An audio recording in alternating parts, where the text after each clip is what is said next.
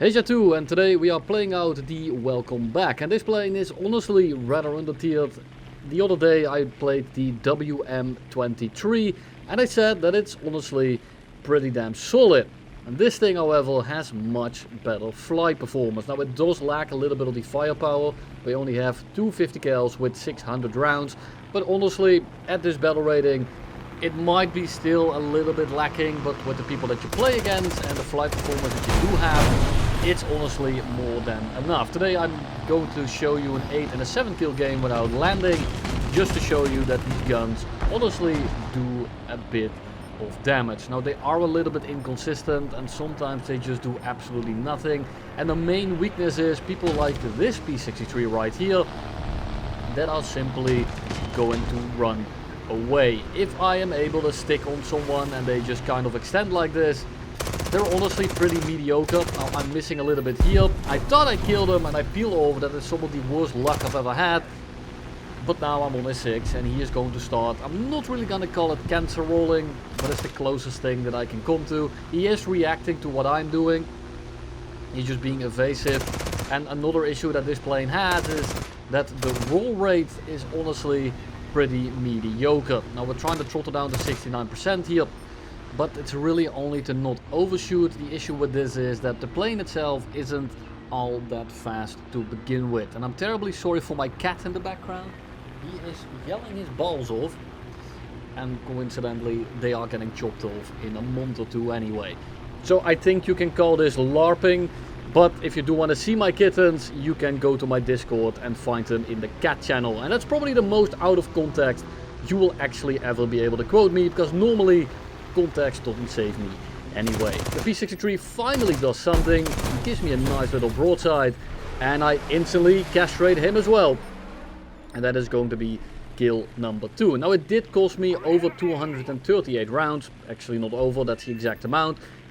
And I still need to get 6 more kills, but the guns are good enough. The issue, as I said, is when people run away. But the planes at this battle rating, they might be faster pretty often, but the people that are playing them are pretty slow. And there's nothing wrong with this. You need to learn the game, but I will be abusing that to the fullest potential. So I go up over the entire pack. Everyone is on the deck. I do notice one guy on the top right over there, the Yak 7, but I want to help out my teammate here because I notice that my team is kind of collapsing and I don't feel like I can win a 1v8 in this, considering the guns that it has. Teammate goes down. MiG-3 does a nice little broadside. I just pepper him, take both his wings off, kill his pilot, and we just extend towards the Yak 1 that's only, well, it only has one wingtip. I try to get some shots in, don't actually finish him off, and I am not going to be following him. For now, he is not a threat. He will come back in later. The MiG-3 though is alone on this side, and it's a plane that I don't really want to deal with because the Shavacs on that thing are pretty nasty. Notice that the Yak 7 crashes after killing 2 SBDs, and there you see the fireball. He just rammed one of the AI planes. A little bit unlucky on his end, and a little bit unlucky on my end, because I probably could have killed him as well, but you know, what can you do about it? MiG-3 goes head on with the F6F, they ram each other, and that is another 2 people out of the match. And you can tell that I am doing a lot of empty flying in this game.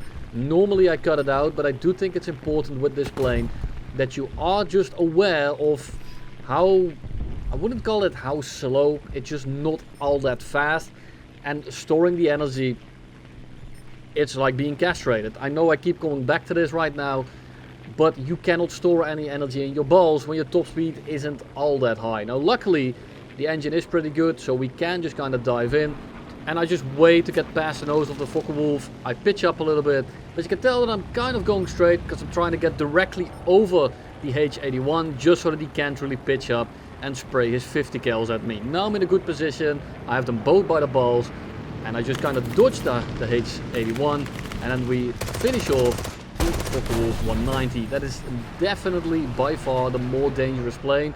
The H81 will get absolutely creamed if he tries to dogfight me, and that's exactly what he does. You can tell that I get behind him relatively quickly. I do use my flaps a little bit more than I should in this thing, but I just want to kill these guys as quick as I can, because I know that there is more coming in relatively soon. Good burst in the middle of his plane, engine out, he's dead, and we just kind of climb away. And then the Yak 1 shows up directly above us, and he's shooting from very far away, so all I need to do is make sure that he doesn't hit me. I wasn't really worried that he was going to. By the way, he started shooting at like 1.3. If people do that, I just instantly know you're probably a newer player, and I'm going to fight it completely different. Now, sometimes people do this when they just take off, for example, it's 1v1, they have 800 rounds, then I understand it, but this late into the match, definitely not. Yak 1 is above me, I am not going to be outspeeding this guy, and my engine is overheating, so I just need to kind of bide my time and wait for him to finally get closer. So I'm going to throttle down a little bit, cool off the engine, pick up a little bit of airspeed to just speed it up a little, as well as the plane. And I'm just going to wait for him to get close enough. I'm going to think about 1 kilometer, I'm going to start doing something. He is just pitching straight at me, so I want to break off. And I notice he's trying to go for an energy trap, so I go into a very wide loop to conserve my energy. And that ends up killing him almost instantaneously, because now I'm very close to him and he might have a little bit more energy, but because I tried to conserve it in that first turn, I'm just going to be able to basically roleplay as a 0 and disassemble his plane. And that is going to be kill number 6. We have 166 rounds left, and there's 2 enemies left. And at this point you can tell that I'm contemplating on landing, but I thought, no, I'm going to climb in right now. One of the Yaks is the one with 1 wingtip. The other plane, I don't know what it is, but it doesn't really matter, because all I need to do is make sure that I can dogfight these guys on my terms. And if I go for a landing right now, I'm going to be way below them, and that is going to put me at a big disadvantage. And right now I can basically dictate the terms. They are below me, I have an energy advantage, I'm going a bit faster, and he starts shooting at 2 kilometers, and then I really know you are a level 12. And I'm just gonna kind of fly over him. I know he doesn't have the nose authority to get the shot on me, and he has enough separation between him and his buddy for me to just drop the landing flaps, go horizontal, wait for him to stall, and then we just kind of slam the elevator, and we will instantly get the shot. It's going way too slow. Pilot snipe him out of the air. And then it's 1v1, and the Yak 1 just stands absolutely no chance when it comes to a dogfight. The Yak 1 is faster and it needs to boom and zoom me. The issue is that most Yak pilots aren't really familiar with this topic, except when they fight the Japanese. And honestly, that's kind of what this feels like. Maybe the British is the same. It feels kind of like a Spitfire in that regard. But it's really easy to merge in front of someone. Just let them on your 6, let them bleed all of their energy, and then slowly but surely we are going to slide into position with 67% throttle, and we are going to disassemble his plane after I miss the first few shots. Nicholas Jackson goes back to the hangar. That's kill number 8. Let's take a look at game number 2. First off, MiG-3 gets an air spawn, we don't. They are a little bit annoying at the start of the game, but they are very stiff and they're pretty easy to get rid of, especially if it's not flown by someone that actually knows what they are doing. MiG-3s can be annoying, they have good firepower, they have pretty good speed, pretty good low speed engine power, and the air spawn makes them a pretty formidable opponent. The thing is, they don't turn very well, and most people can't really handle that when they have 12 minutes of playtime. Luckily, the Focke-Wulf 200 actually listened to me. I asked him to turn left, he did so, he dodged his guns, and because of that, he gets away with it unscathed, and we get a free little kill. Now we go to the middle of the map, everyone is below us, and I'm not really sure who to kill. Now the F2A is going to be the prime target, the Hurricane can be annoying at low speed, and other than that, all these planes don't stand a chance if I have an energy advantage. Now these other two also don't, but those are the most dangerous ones. We have Ahmed Eminem here in the MiG-3, and he might be the halal version of Eminem, but I'm just going to take the plane apart and send him back to the hangar. I need to kill something. And whenever someone presents itself, when there is this many people in such a confined area, I'm just gonna go for the easiest kills, unless there is a plane that will just absolutely ruin my day if I leave him alone. Now the issue here is that I couldn't go for anyone else. They're all busy turning, I'm going too fast. The compression, especially on the ailerons, is pretty brutal.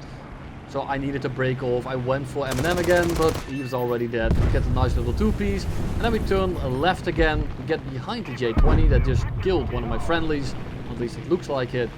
And then we also send him back to the Shadow Realm. That's 3 kills in pretty quick succession. Then I just break off because we have a Lectry and a Yak 1 that are kind of spaced in a way that I don't want to deal with.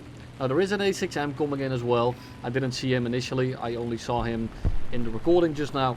I wasn't really looking around properly. I didn't know he was coming in, and that's why they turned around. If I had known that the A6M was there, if I was aware of it, I would have just turned around a little bit earlier. But you know, hindsight is 20/20, and at the end of the day, I'm going to kill them all regardless, so it doesn't really matter. The Yak 1 and the Lectry go back to the runway, a little bit annoying, and eventually the A6M gets absolutely peppered by AA. And then gets killed by one of these 2 guys. Now I wasn't quite able to help him out, but now they are coming for me, and I know that this Mr. Wind guy is the more experienced one. He is playing energy, he's trying to run away, so I'm just going to make sure that he is the guy that I kill first. The Lectry is lower anyway and in the worst plane, so I'm not really worried, but I'm gonna play the long game here. I'm not going for the stall trap. I am just gonna try to go as fast as I can while still out-turning him and continuously turning towards the runway so that he can break off and do it again. The Lectry is below me. I did keep note of him. It is a little bit risky here, but I thought I was good. He was going too slow and I needed him out of the lobby. We kill him, and after that we just have to pitch down and finish off this Lectry that is going way too slow to really do anything. That is a fire and a wing gun. And that is going to be kill number 6 with almost half my ammo. Now I did spray a little bit more than I needed, but it is what it is. Lectry then chases me out of the AA bubble. He just took off, no shame to him. He didn't camp it whatsoever. He was just busy trying to take off. And I'm just gonna dive under him. I'm gonna try to be somewhat fast, but I do want to be able to roll still. So I'm gonna make him turn into one direction, kind of like an F-ball. And then we pull underneath him and then pull up over his nose. And now I just need to make sure that I stay in front of him, because I know that in the long term he is never going to be winning this. So I'm just gonna try to kind of go into a scissor. We drop the landing flaps at an opportune time and we are instantly dead onto his 6, and he is dead into the ground. And that's again 7-kill game with about 200 rounds left if you don't count the extra spraying at the very end there. The guns are good, they leave a little bit to be desired, but overall I had a pretty decent time in this thing. Thank you very much for watching, and I'll see you all in the next one.